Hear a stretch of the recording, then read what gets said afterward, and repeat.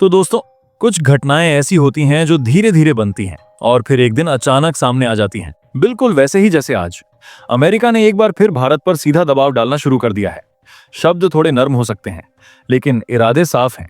अगर भारत नहीं झुका तो उसका हाल भी ब्राजील और चीन जैसा किया जा सकता है। अब सोचिए जरा, ये वही अमेरिका है जो हर मंच पर लोकतंत्र और साझेदारी की बात करता है, और आज वही भारत को इस तरह से आंख दिखा रहा है। लेकिन कहानी यहीं खत्म नहीं होती। जिस घड़ी का सभी को लंबे समय से इंतजार था, वो अब सामने है। दबाव, बातचीत, मीठी बातें और अंदरूनी चालबाजी, अमेरिका हर तरीका आजमा रहा है ताकि भारत एक ऐसी ट्रेड डील पर साइन कर दे जो उनके मुताबिक हो, उनकी शर्तों पर हो और उनके हितों को लंबे समय तक सुरक्षित रखे। मगर हैरानी की बात यह है दोस्तों, अभी कुछ ही दिन पहले अमेरिका में जो 5वां दौर चला, उसमें भारत की टीम हिस्सा लेकर वापस आ चुकी है और फिर भी कोई समझौता नहीं हुआ। अब हालात इतने बदल चुके हैं कि अमेरिका को खुद इस डील की टेंशन सताने लगी है। अब उनके सबसे बड़े अधिकारी खुद दिल्ली आ रहे हैं ताकि यहां बैठकर भारत को मना सकें या फिर मनवाने की कोशिश कर सकें। तो सवाल ये नहीं है कि बातचीत होगी या नहीं, सवाल ये है कि अमेरिका अब इस हद तक क्यों उतर आया है। क्या वो सच्चे दिल से भारत से सहयोग चाहता है या फिर कोई और चाल चल रहा है? चलिए इस पूरी तस्वीर को थोड़ा और साफ साफ समझते हैं। लेकिन उससे पहले, अगर आप वीडियो देख ही रहे हो तो बस 1 सेकंड निकालकर लाइक बटन दबा दो और चैनल को सब्सक्राइब कर लो। आपके लिए 1 सेकंड होगा, लेकिन हमारे लिए बहुत बड़ी मदद है। असल में दोस्तों, अगर आप गौर से देखें तो अमेरिका ने भारत को एक साफ साफ संदेश दे रखा था, जिसमें 1 अगस्त तक का टाइम दिया गया था। कहा गया कि अगर भारत इस तय तारीख से पहले हमेशा के लिए कोई ठोस व्यापार समझौता करने को तैयार नहीं होता, तो फिर कम से कम एक अस्थायी यानी मिनी डील पर हामी भर दे। एक आम भारतीय व्यापारी के ऑफिस की घटना सुनिए। महीने की तारीख होती है 25। वो एक कागज और पेन ले फिर कम से कम एक अस्थायी यानी मिनी डील पर हामी भर दे, ताकि बातचीत आगे बढ़ाई जा सके और जैसे जैसे समझ बनती जाए उसे धीरे धीरे एक स्थायी समझौते में बदला जा सके। इसी उम्मीद में भारत की जो टीम पिछली बार अमेरिका से बिना किसी डील के लौट आई थी, वो जुलाई में फिर से अमेरिका पहुंची। इस बार 5वें राउंड की बातचीत हुई और वो भी कई दिन चली। लेकिन इस बार भारत ने जो रुख अपनाया, उसने अमेरिका की सोच को पूरी तरह झकझोर कर रख दिया।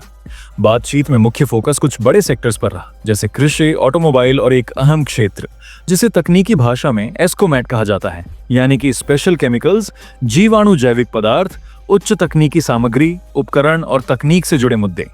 अब अमेरिका की कोशिश ये थी कि भारत अपने कृषि और डेयरी उत्पादों पर आयात शुल्क यानी टैरिफ को थोड़ा नरम कर दे, ताकि अमेरिकी कंपनियों को भारतीय बाजार में और अंदर तक घुसने का मौका मिल सके। लेकिन यहाँ भारत ने बिल्कुल स्पष्ट लाइन खींच दी। भारत का रुख बिल्कुल साफ था कि हम अपने किसानों और घरेलू उद्योगों से किसी तरह का समझौता नहीं करने वाले। असल में भारत अब तक किसी भी फ्री ट्रेड एग्रीमेंट के तहत डेयरी सेक्टर में टैरिफ छूट नहीं देता, और इस पर किसान संगठन पहले से ही सख्त हैं।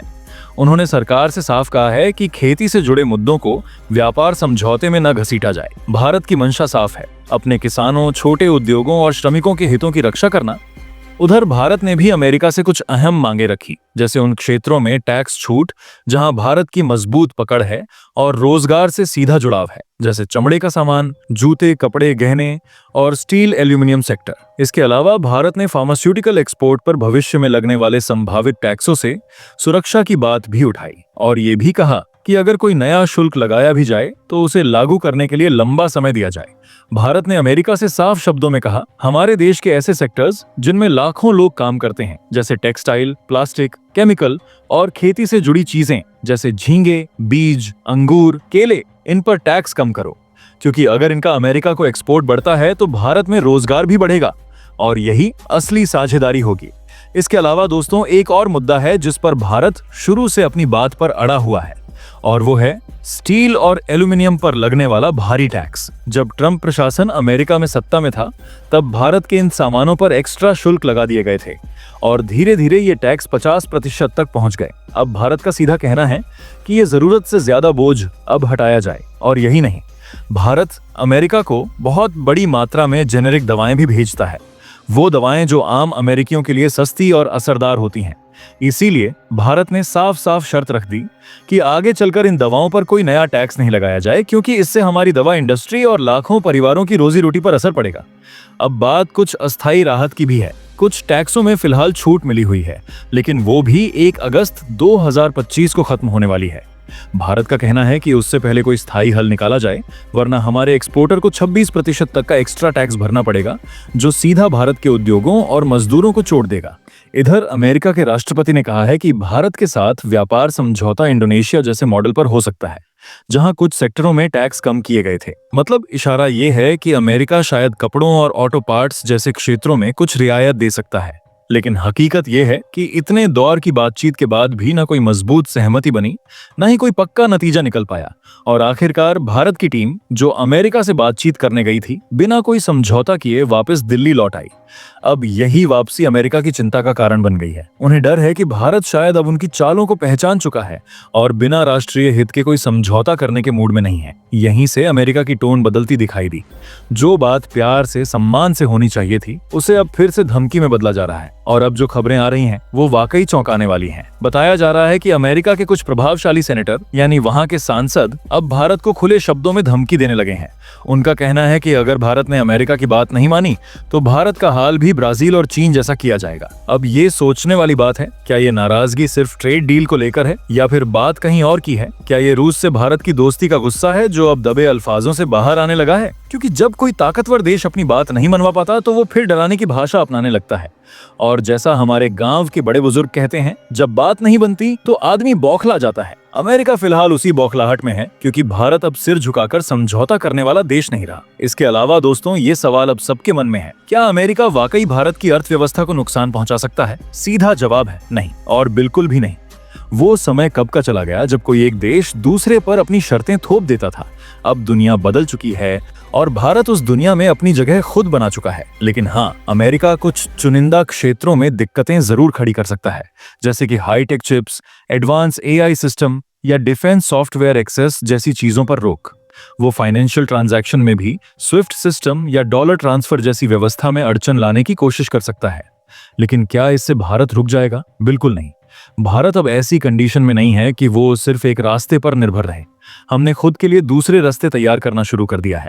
रुपया रूबल ट्रेड हो, युआन से निपटाना हो, या क्रॉस करेंसी डिजिटल सिस्टम्स, अब भारत कई रास्तों पर काम कर रहा है, ताकि कोई एक देश हमें ब्लैकमेल न कर सके। और अगर अमेरिका ये सोच रहा है कि वो अपनी कंपनियों को भारत से दूर रखेगा, तो उसे ये भी सोचना चाहिए कि भारत से दूर रहकर वो खुद क्या खो देगा।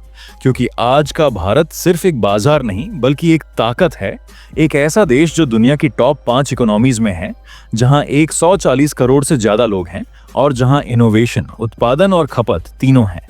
चाहे आईटी हो, फार्मा हो या डिफेंस, भारत हर सेक्टर में तेजी से आगे बढ़ रहा है। और अमेरिका भी ये जानता है कि भारत को खोने का मतलब है चीन के सामने अकेले पड़ जाना और इंडो पैसिफिक में अपनी पकड़ कमजोर करना। इसलिए जो बातें अभी कुछ अमेरिकी सेनेटर कर रहे हैं कि भारत का हाल भी ब्राजील या चीन जैसा कर देंगे, वो सिर्फ बयानबाजी लगती है, कोई असली रणनीति नहीं। और यही बात खुलकर तब सामने आती है जब धमकियों के बाद अमेरिका खुद कहता है कि उनकी टीम अब भारत आकर फिर से बातचीत करेगी। यानी असली तस्वीर ये है कि जरूरत एक तरफा नहीं है, बल्कि दोनों तरफ बराबर है। भारत को अमेरिका की जरूरत है, लेकिन अमेरिका को भी भारत की उतनी ही जरूरत है। अब आप बताइए, आपके हिसाब से अमेरिका की टीम का अचानक भारत आने का फैसला क्या बताता है? क्या ये रिश्ता मजबूरी का है, या फिर अब भारत की अहमियत को वो खुलकर मानने लगे हैं? अपनी राय जरूर कमेंट में बताइए। और दोस्तों, ये थी आज की बड़ी खबर, जो काफी रिसर्च और मेहनत के बाद हमने आपके सामने रखी है। तो अगर आप हमारी मेहनत को सपोर्ट करना चाहो, तो वीडियो को लाइक और चैनल को सब्सक्राइब करके अपने दोस्तों से शेयर कर दें, ताकि उन्हें भी ये जानकारी मिल सके। जय श्री राम।